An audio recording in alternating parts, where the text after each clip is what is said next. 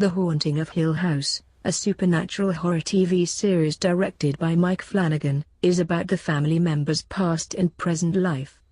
The plot shifts between the flashbacks from their childhood at the Hill House with the events they have experienced, and now when they are still haunted by the dreadful memories and some abnormal power.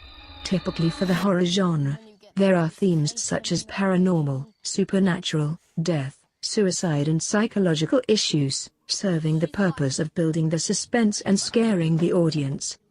In a conventional for this genre way, the whole plot is focused on the unexplained enigma of the house that is introduced in the first episode and unsolved until the very last one. The story presents numerous strange, unreasonable events taking place at the house which eventually lead to a great tragedy. As in most horrors, the main place in the story is enormous and abandoned, with a dark and also tragic backstory that isn't revealed until later on. Surprisingly, there aren't that many jump scares in the series. They successfully build suspense and create a vivid, frightening atmosphere through the use of aesthetics and sound, delivering a unique type of experience to the viewers.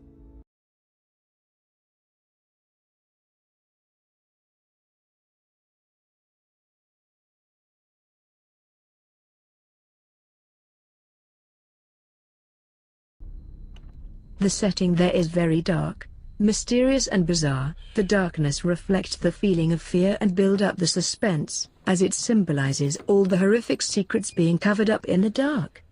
It sustains the idea of the fear of unknown, as it creates an unclear image and gives a sense of confusion, as the characters and thus the audience as well don't know what is hiding in this darkness.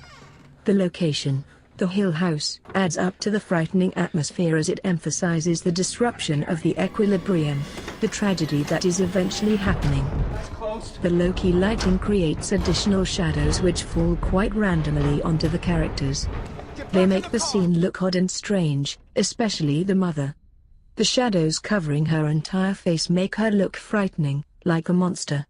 These elements all add up to the scary atmosphere and gradually builds the tension, as the viewer can now see the source of disruption but still has no explanation, as she is mostly covered in these shadows and barely seen. The high-key light illuminating the carried boy's face emphasizes his facial expression of terror and confusion to convey his feelings on this situation.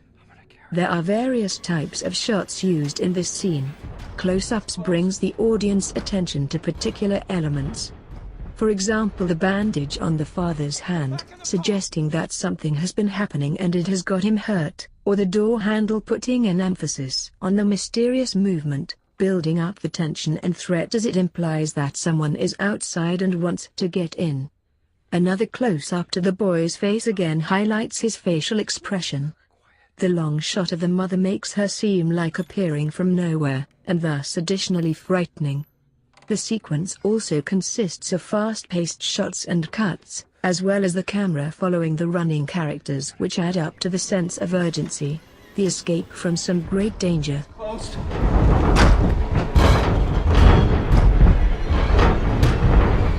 Get back in the car! The dialogue in this scene is very short as the father cuts off and quiets the son down.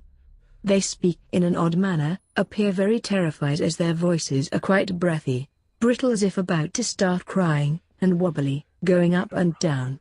Along with the dialogue itself, the father stating "we're gonna run" and the boy trying to ask what is going on, all these elements further sustain the theme of horror and terror, the fear of some threat.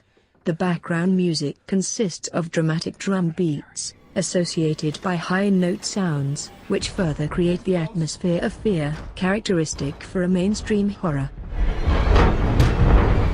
Get back in the car!